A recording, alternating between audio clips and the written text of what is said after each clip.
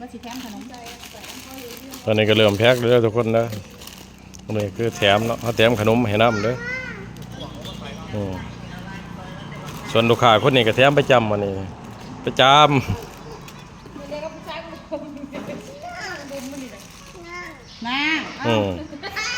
เพื่อที่แถมให้ลูกค้าเนี่ยให้ลูกค้าค้าประจำนี่ก่อนเอา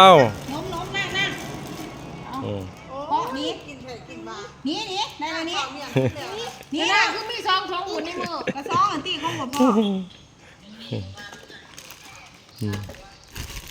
อันนี้ชุดใหญ่เป็นสบู่เนาะ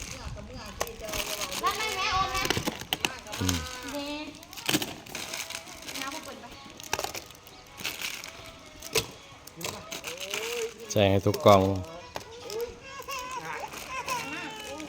กินเองนะหายไปแอบนะใช่ยังไงลูก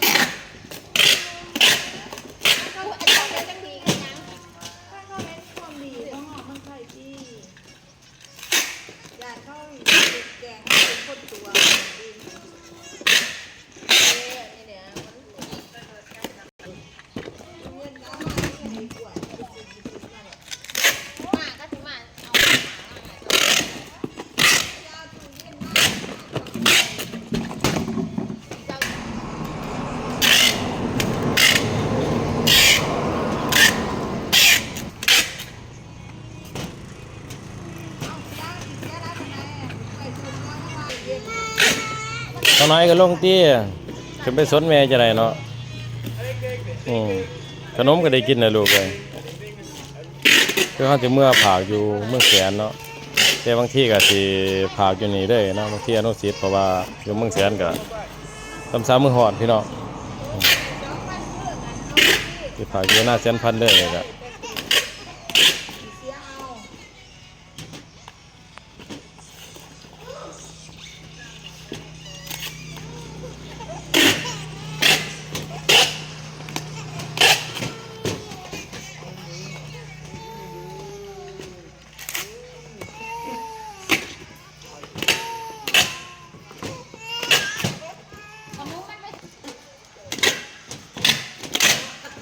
จักกล่อง1 2 4 5 6 7 8 9 10 11 12 13 14 15กล่องเฮ้ยจ้ะโอ้ยเนาะ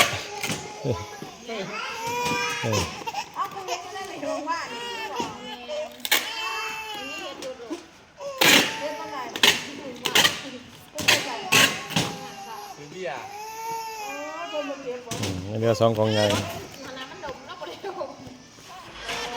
นี่มีไส้น้ำเนยนะทุกคนมีไส้ในผงกระรุ่นเนี่ย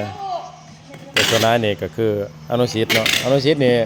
คือว่ามันไม่เป็นลูกค้าค้าประจำเลยแหละเพราะว่าส่วนน้อยนะเขามักแห่ลงแต่อนุชิตเนาะอย่างเขาตามเครื่องมันก็ง่ายแน่พี่น้องอย่างเขาก็เก็บซิวดี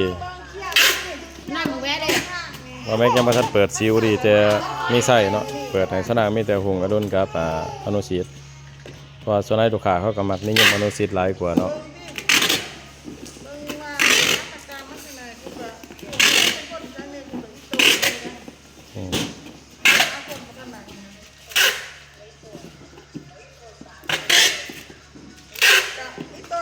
7 2 3 สันเนาะกัน